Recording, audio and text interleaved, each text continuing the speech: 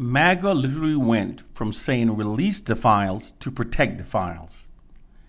Many people are naively holding their heads saying that the leaders of MAGA have gone crazy, but they have not. What they're doing is actually a very effective gaslighting tactic.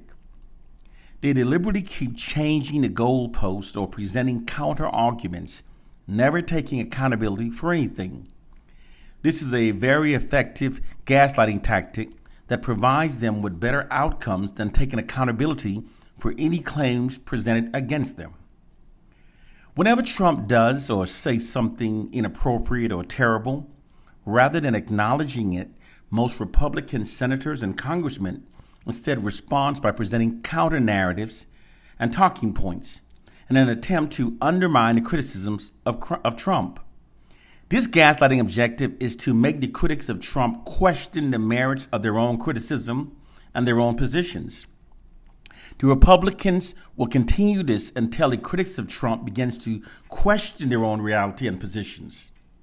What we are witnessing firsthand is the same gaslighting tactics that the white establishment as a whole, both white Republicans and white Democrats, deploys against the black population in response to black protests and demands for equality.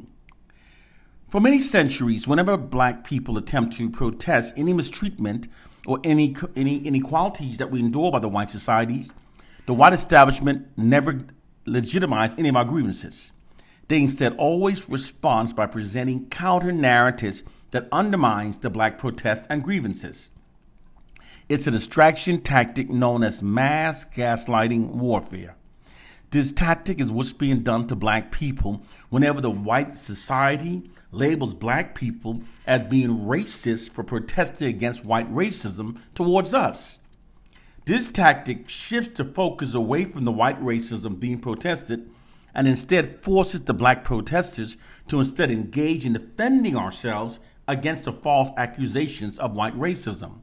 Meanwhile, the true issue of white racism is never addressed by the white establishment.